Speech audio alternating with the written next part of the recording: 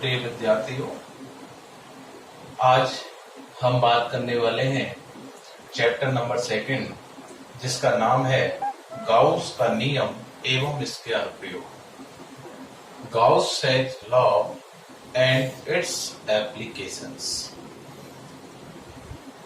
ध्यान रहे 12th class के अंदर बोर्ड एग्जाम में यहां से एक 3 या 4 नंबर का क्वेश्चन 100% पूछा जाता है। तो सबसे पहले तो हम बात करेंगे गाउस के नियम की और उसके बाद अपने पास 5 से 6 इसके अनुप्रयोग हैं, उनकी हम चर्चा करेंगे और उन अनुप्रयोगों में से ही एक क्वेश्चन अपना बन जाता है। तो गाउस का नियम पढ़ने से पहले हम बात करते हैं विद्युत फ्लक्स। तो टॉपिक है अपना विद्युत फ्लक्स।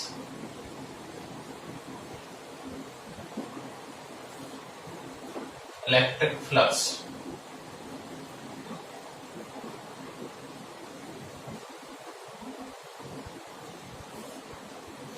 तो विद्युत फ्लक्स होता क्या है, इसकी हम चर्चा करते हैं। तो देखो, विद्युत फ्लक्स हमने लास्ट वीडियो में, लास्ट चैप्टर के अंदर, चैप्टर नंबर 1 में हमने एक टॉपिक पढ़ा था विद्युत क्षेत्र रेखाएं। विद्युत क्षेत्र रेखाएं, इलेक्ट्रिक फील्ड लाइंस। और इन विद्युत क्षेत्र रेखाओं का हमने एक गुणधर्म पढ़ा था। वो गुणधर्म था कि विद्युत क्षेत्र रेखाएं हमेशा किसी चालक, ये कोई चालक है और इस चालक के पृष्ठ के लंबवत ही आपतित होती हैं और लंबवत ही निर्गत होती हैं। ये इसका एक गुण था, किसका? विद्युत क्षेत्र रेखाओं का। और विद्युत क्षेत्र रेखाएं जो होती हैं वो, उनकी जो दिशा है, ये विद्युत क्षेत्र रेखाएं जो हैं वो विद्युत किसको प्रदर्शित करती हैं? जो दिशा होती है वो प्रदर्शित करती है विद्युत क्षेत्र की तीव्रता को। किसको? विद्युत क्षेत्र की तीव्रता को। जैसे हमने ये भी पढ़ा था कि विद्युत क्षेत्र रेखा अगर इस प्रकार है तो इसके किसी बिंदु पर खींची गई स्पर्श रेखा उस बिंदु पर क्षेत्र की तीव्रता को प्रदर्शित करती है। तो हम विद्युत फ्लक्स की जब चर्चा कर रहे हैं तो हम सबसे पहले हमने बात कर ली विद्युत क्षेत्र रेखा। और विद्युत क्षेत्र रेखाओं का एक गुणधर्म था, क्या प्रॉपर्टी थी कि विद्युत क्षेत्र रेखाएं हमेशा किसी चालक के पृष्ठ के लंबवत ही तो आपतित होती है और लंबवत ही निर्गत होती है। तो अब बात करते हैं विद्युत फ्लक्स की। तो ध्यान से देखना, बहुत इंपॉर्टेंट टॉपिक है, यहां से क्वेश्चन अक्सर बनता है।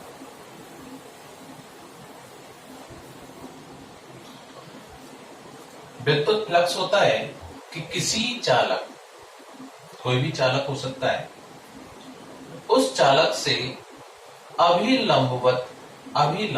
तो मैंने अभिलंबवत का मतलब क्या हुआ? अभी मैंने तुम्हें बताया था क्या कि ये कोई चालक है और विद्युत क्षेत्र रेखाओं का एक गुणधर्म होता है क्या कि विद्युत क्षेत्र रेखा हमेशा इसके पृष्ठ के लंबवत ही तो आपतित होती है और लंबवत ही निर्गत होती है। तो ये अभिलंबवत की बात कर ली हमने, ठीक। तो ये बोलेंगे हम अभिलंबवत। तो क्या है कि किसी चालक के पृष्ठ, या फिर हम ये कह सकते हैं कोई क्षेत्रफल है। पृष्ठ मतलब कोई क्षेत्रफल है और उस क्षेत्रफल से क्षेत्र रेखाएं गुजर रही हैं और वो क्षेत्र रेखाएं कैसे जा रही हैं? लंबवत जा रही हैं। तो इन क्षेत्र रेखाओं की जो संख्या होगी, मतलब कितनी क्षेत्र रेखाएं इस चालक के क्षेत्रफल से या इसके पृष्ठ से गुजर रही हैं, वो संख्या ही क्या कहलाती है? विद्युत फ्लक्स कहलाती है। आई थिंक समझ में आया होगा क्या? मैं लिख देता हूं, एक बार नोट कर लेना। किसी चालक या क्षेत्रफल, किसी चालक के पृष्ठ से गुजरने वाली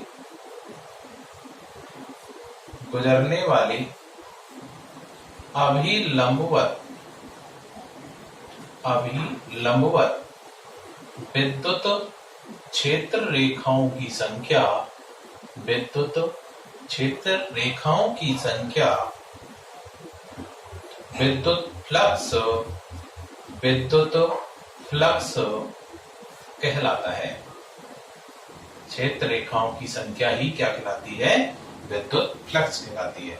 तो सबसे पहली बात तो यही है कि विद्युत क्षेत्र रेखाएं जो होंगी वो हम कैसे जाएंगी? अविलंबवत जाएंगी।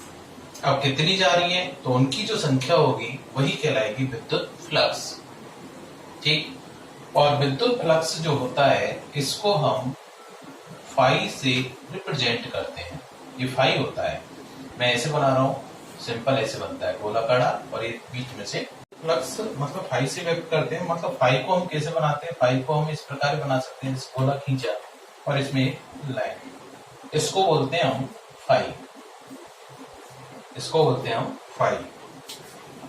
तो फ्लक्स को, विद्युत फ्लक्स को हम फाई से प्रदर्शित करते हैं,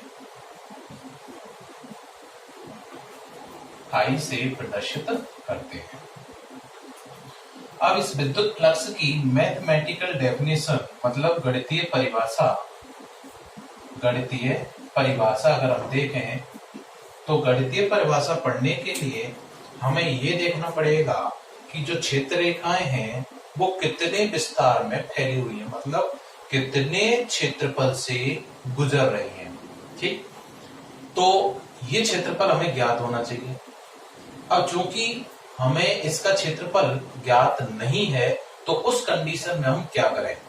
तो उस कंडीशन में हम क्या करते हैं कि इस क्षेत्रफल को, पूरे क्षेत्रफल में से कोई एक अल्पांश क्षेत्रफल लेते हैं। अल्पांश का मतलब इस पूरे क्षेत्रफल को हम बराबर बराबर भागों में अगर बांटें तो किसी एक भाग से जितनी क्षेत्र रेखा गुजरेंगी उतनी क्षेत्र रेखा इससे गुजरेंगी, उतनी क्षेत्र रेखा इससे गुजरेंगी, उतनी क्षेत्र रेखा इससे गुजरेंगी, उतनी ही इससे गुजरेंगी, उतनी ही इससे गुजरेंगी। मतलब सभी समान क्षेत्रफल से समान क्षेत्र रेखा जा रही है। ठीक। तो ये जो पृष्ठ है वो इस प्रकार रखा हुआ है और क्षेत्र रेखा ऐसे जा रही है ऐसे। तो इस पूरे क्षेत्रफल को हमने समान अल्पांशों में बांटा और प्रत्येक अल्पांश से समान क्षेत्र रेखा गुजर रही है। तो फिर हम क्या करेंगे?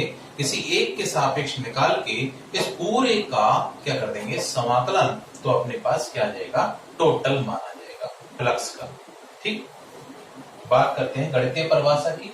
तो गणितीय परिभाषा पढ़ने के लिए अपने पास क्षेत्रफल की हम डेफिनेशन लेंगे।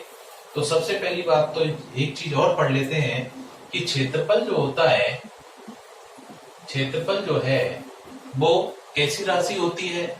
तो क्षेत्रफल जो है, अगर मैं गणित में देखूं यानी मैथ में अगर हम देखें तो मैथ में क्षेत्रफल जो है वो अदिश राशि होती है, अदिश राशि होती है।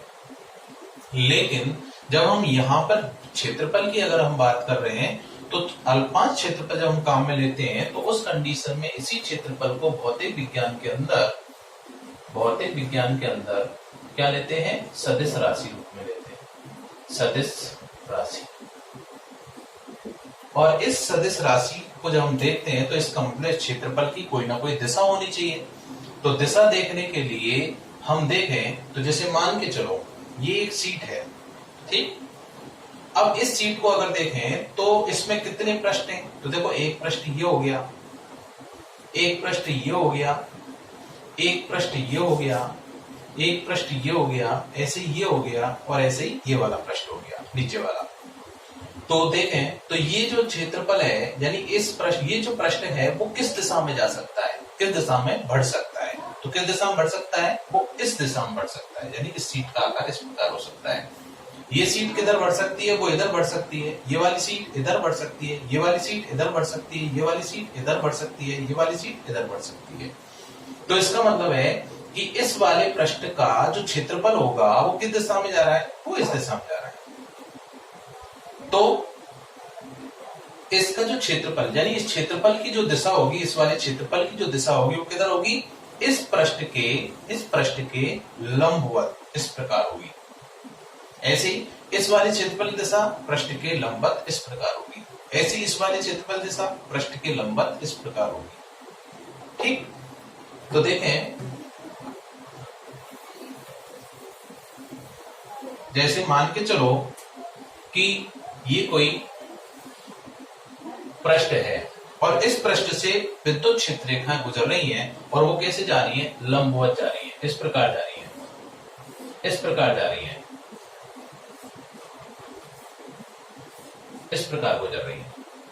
तो अब यहां पर देखें तो इस तल का, इसका जो तल है वो कैसे रखा हुआ है, इसका तल इस प्रकार रखा हुआ है, ऐसे वृत्ताकार शीट है और इस वृत्ताकार शीट का तल इस प्रकार है, ठीक। और इस शीट से क्षेत्र रेखा ऐसे जा रही है, ऐसे। तो इस तल की तो क्या हो गई, लंबवत हो गई। इसका मतलब कि ये क्या बनेगा, 90 डिग्री का कोण बनेगा। और हमें पता है कि चालक के पृष्ठ के तल के लंबवत आपतित होती है, लंबवती निर्गत होती है। तो इस शीट का क्षेत्रफल किधर बढ़ेगा, वो इस दिशा में बढ़ेगा। ऐसी इधर वाली शीट, इधर वाले हिस्से का अगर देखूं तो क्षेत्रफल की दिशा किधर होगी, वो इधर होगी। तो यहां देखें तो इस शीट का क्षेत्रफल इधर देखें तो किधर बढ़ेगा, इस दिशा में बढ़ेगा। तो इसका मतलब इसको अगर मैं अल्पांश की बात कर रहा हूं, ये अल्पांश लिया है मैंने, काटा है, ये किसी शीट में से काटा है, तो ये अल्पांश जो है वो इस दिशा में होगा। यानी इसकी जो दिशा होगी क्षेत्रफल की, वो इसके तल के लंबवत बाहर की ओर होगी। और विद्युत क्षेत्र की तीव्रता की भी दिशा इसी दिशा में होगी। तो इन दोनों के मध्य जो थीटा बनेगा वो कितना बनेगा, वो बनेगा 0 डिग्री। अब बाई चांस मान के चलो अगर ऐसी कंडीशन हो, ऐसी कि ये वृत्ताकार शीट है और इस शीट का जो क्षेत्रफल होगा वो तल कैसा हो गया, बिल्कुल ऐसे रखा हुआ है, ऐसे आड़ा रखा हुआ है। तो इसके क्षेत्रफल जो होगा वो क्षेत्रफल की दिशा जो होगी वो इस प्रकार होगी, डीए वेक्टर। और मान लें कि विद्युत क्षेत्र रेखा इस प्रकार जा रही है, इस प्रकार जा रही है।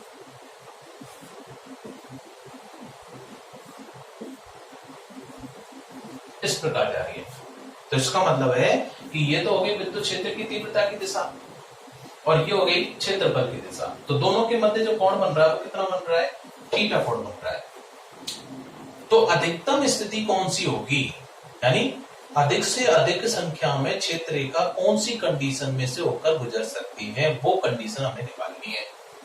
तो अधिक से अधिक संख्या कब गुजर सकती है, तो देखो ध्यान से, क्षेत्र रेखा ऐसे जा रही है, ध्यान से देखना, ध्यान से, ये जा रही है।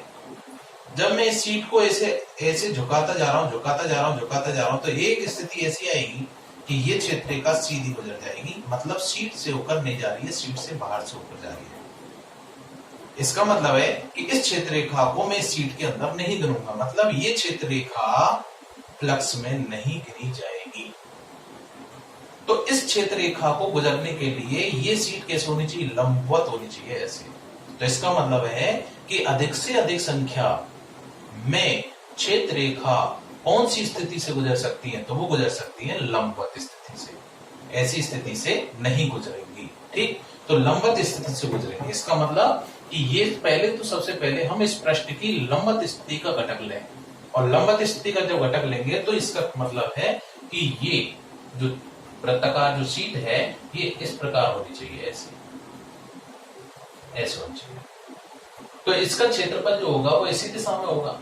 तो इसका मतलब है कि इस डीए का इस दिशा में जो घटक होगा, लंबवत दिशा में जो घटक होगा, इस प्रकार जो घटक होगा पृष्ठ के लंबवत दिशा में, तो कौन सा होगा, तो डीए का थीटा कोण बना रहा है, तो इस दिशा में घटक क्या हो जाएगा, डीए कॉस थीटा।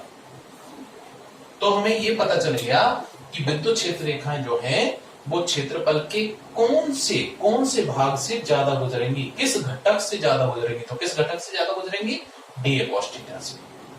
तो अधिक से अधिक संख्या लेनी है हमें विद्युत क्षेत्र रेखाओं की, और वो संख्या ही क्या कहलाती है, विद्युत फ्लक्स कहलाती है। तो इस कंडीशन से ज्यादा क्षेत्र रेखा गुजरती है, ठीक।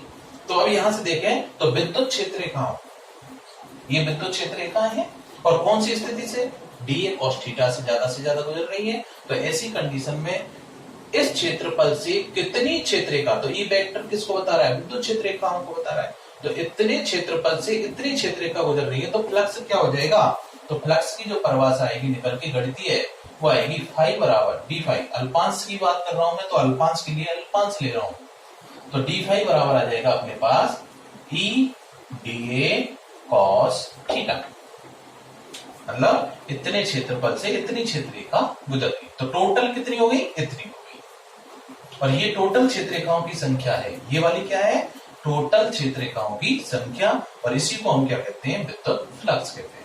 अब मुझे पूरे से गुजरनी है, तो इस पूरा क्षेत्रफल कितना होगा मुझे नहीं पता, तो मैं क्या कर दूंगा इसका, अतः संपूर्ण से गुजरने वाली क्षेत्र रेखाओं की संपूर्ण पृष्ठ से, तो संपूर्ण पृष्ठ के लिए क्या करें, अगर अपने पास लिमिट दे रखी तो लिमिट लगा देंगे, नहीं है तो हम सीधे अनिश्चित समाकलन कर लेंगे। पाई बराबर इंटीग्रेशन ई डीए कॉस थीटा। तो ये होगा कुल विद्युत फ्लक्स।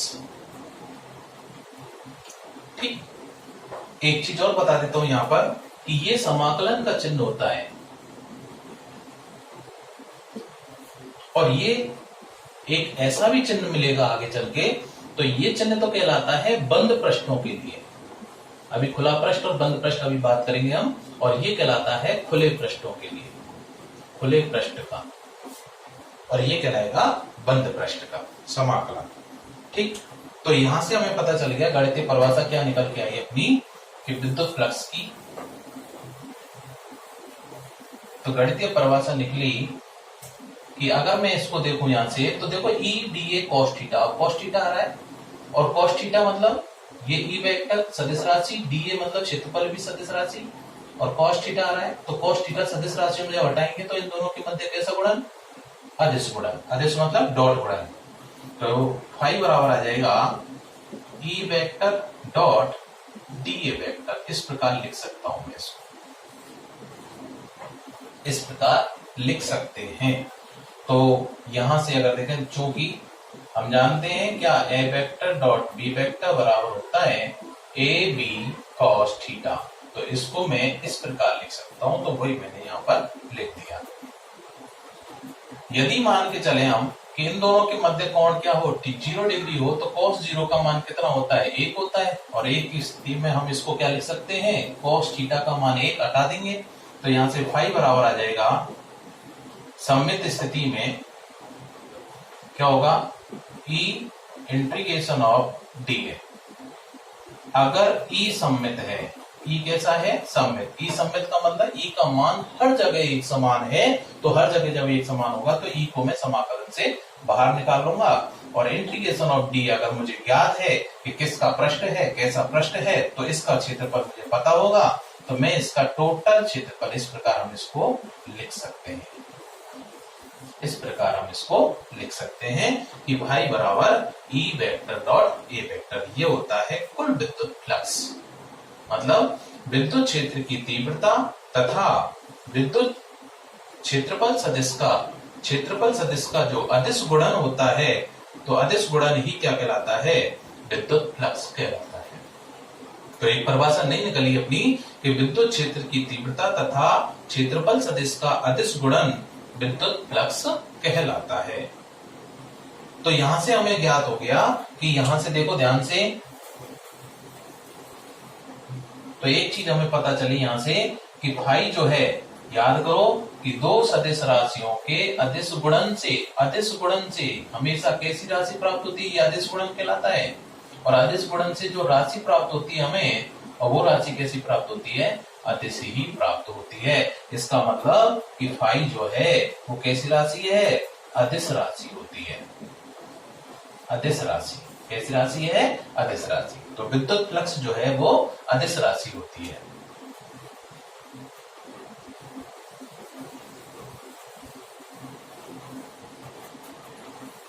एक चीज और देखो यहां से, तो मैंने इसको लिखा टोटल की, जब मैं बात कर रहा हूं तो E vector dot A vector, या फिर इसको हम ये भी लिख सकते हैं ई ए कॉस थीटा, कैसे भी लिख सकते हैं हम। थीटा का मान 0 डिग्री, तो थीटा 0, तो cos 0 का मान 1 हो जाता है, तो फाई बराबर आ जाएगा E इंटू ए।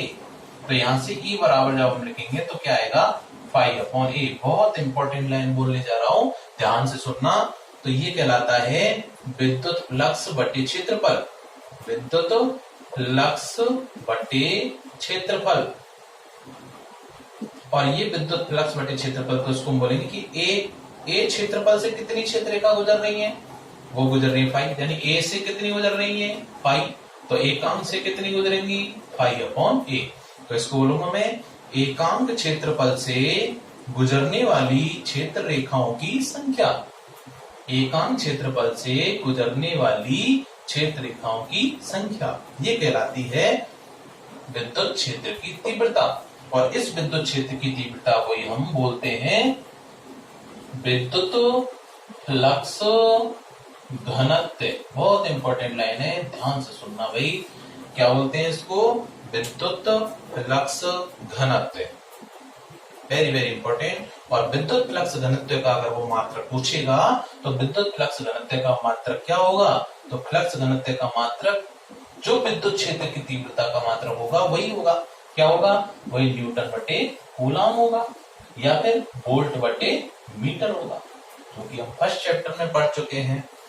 तो फाई का मात्रक क्या होगा? फाई का मात्रक देख लेते हैं। तो फाई का मात्रक देखो यहां से, फाई का मात्रक, तो फाई का मात्रक क्या है? ई का मात्रक न्यूटन बटे कूलम, क्षेत्रफल का मात्रक मीटर स्क्वायर, या फिर विद्युत क्षेत्रफलता का मात्रक वोल्ट बटे मीटर इनटू क्षेत्रफल का मात्रक मीटर स्क्वायर। मीटर से मीटर गया तो क्या आ गया? Volt into metre. तो ये होता है विद्युत फ्लक्स का मात्रक। ध्यान रखना, विद्युत फ्लक्स का मात्रक होता है वोल्ट इनटू मीटर। अच्छा, बेमा सूत्र सब जानते होंगे निकालना, बेमा पूछी जाती है कई बार इसकी। बेमा क्या होती है? विद्युत फ्लक्स की। देख लेते हैं यहां से। तो बेमा क्या होगी? न्यूटन किसका मात्रक है? बल का, और बल की बेमा होती है m1 L1 T-2 into metre square. Metre को हम व्यक्त करते हैं L से, तार कितनी? 2 L2 बटे कूलम। कूलम होता है Q बराबर होता है I इंटू टी। तो कूलम बराबर होता है एम्पियर, विद्युत धारा का मात्रक एम्पियर इंटू समय का मात्रक सेकंड। तो इसका मतलब ये टी किससे व्यक्त करते हैं समय को? टी से। तो T1 और A1 ऊपर ले जाओ तो ये आ जाएगा M1 L1 और L2 L3 T1 ऊपर जाएगा तो माइनस हो जाएगा, -1 और -2 हो जाएगा -3, और ये हो जाएगा -1। तो ये होता है विद्युत फ्लक्स का बेमीय सूत्र। ठीक है, बहुत इंपॉर्टेंट है, ध्यान से देख लो, नोट कर लेना। अब आगे चर्चा करते हैं हम खुला पृष्ठ और बंद पृष्ठ। ये जो दिख रहा है अपना, वो खुले पृष्ठ और बंद पृष्ठ के लिए बात करते हैं। तो जैसे मान चलो एक बेलनाकार पृष्ठ है अपने पास, ये रहा, और इस बेलनाकार पृष्ठ से विद्युत क्षेत्र रेखाएं इस प्रकार गुजर रही हैं।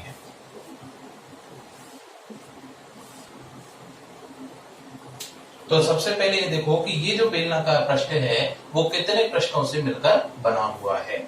तो कितने पृष्ठ है इसके पास? देखो, एक तो ये रहा वृत्ताकार पृष्ठ, फर्स्ट, एक ये रहा सेकंड, दोनों एक समान है, और एक ये वक्र पृष्ठ होगा, ये वाला इस प्रकार।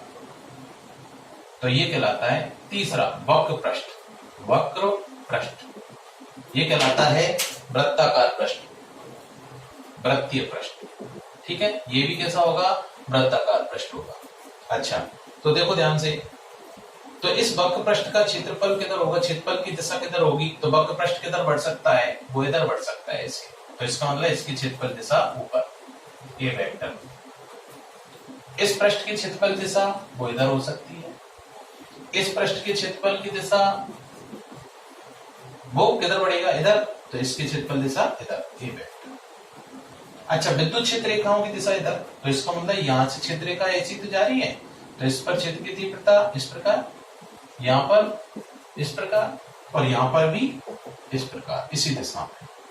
तो देखो, इस वाले पृष्ठ की जब हम बात करते हैं, तो अगर मैं इसको अलग से ले लूं, अलग से निकालूं, इन तीनों पृष्ठों को अलग अलग कर दें, तो वो तो कहलाएंगे खुले पृष्ठ, और तीनों को मिला के मैंने ये बना दिया, तो ये कहलाता है पूरा पूरा बंद पृष्ठ। क्या कहलाएगा?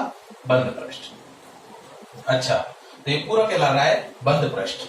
आप देखो ध्यान से, तो इस खुले पृष्ठ की लिए बात कर रहे हैं, ये भी खुला पृष्ठ है और ये भी खुला पृष्ठ, तीनों को मिला दिया तो ये बन गया बंद पृष्ठ।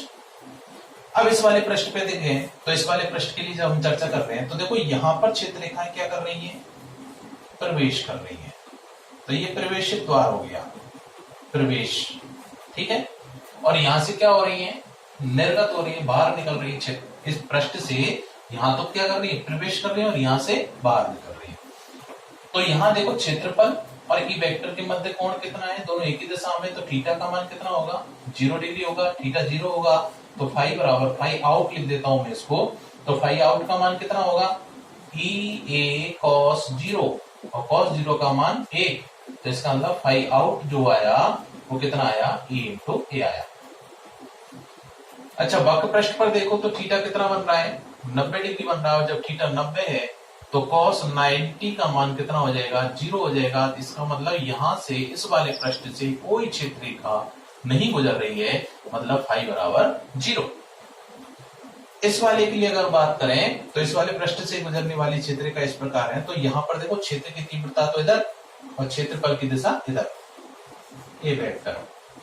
तो थीटा कितना बन रहा है इस वाले पृष्ठ के लिए, तो थीटा का मान बन रहा है 180 डिग्री, और 180 डिग्री जब थीटा बन रहा है तो इस कंडीशन में फाई का जो मान आएगा वो आएगा ई ए कॉस 180, और कॉस 180 का मान कितना होता है, -1, तो फाई एन जो आएगा वो आएगा -ई ए। तो यहां से हमें एक चीज पता चल गई क्या, कि प्रवेशित फ्लक्स जो होता है वो तो नेगेटिव होता है, और निर्गत फ्लक्स जो होता है वो क्या होता है, पॉजिटिव होता है। ये बहुत इंपॉर्टेंट चीज है, ध्यान से सुन लेना कि प्रवेशित फ्लक्स का जो मान है वो क्या होता है, नेगेटिव होता है, और आउट जो है निर्गत फ्लक्स जो होता है वो पॉजिटिव होता है। जैसे इस पर आधारित एक क्वेश्चन देख लेते हैं। जैसे फाई इन का मान दे रखा है 4000 वोल्ट इंटू मीटर, और फाई आउट का मान दे रखा है 8000 वोल्ट इंटू मीटर। तो फाई टोटल कितना होगा अपना, कुल फ्लक्स क्या होगा, फाई आउट प्लस फाई इन। और अभी थोड़ी देर पहले हमने पढ़ा था कि फाई आउट का मान क्या होता है, पॉजिटिव होता है, और इन का मान क्या होता है, नेगेटिव होता है। तो आउट कितना है अपने पास 8000 माइनस कितना हो जाएगा 4000, तो कितना आ गया अपने पास 4000 वोल्ट इंटू मीटर। ये कुल विद्युत फ्लक्स आ गया पृष्ठ से संबंध। तो आशा करता हूं आपको ये वीडियो पसंद आई होगी। चैनल को लाइक और सब्सक्राइब जरूर कर लेना। धन्यवाद।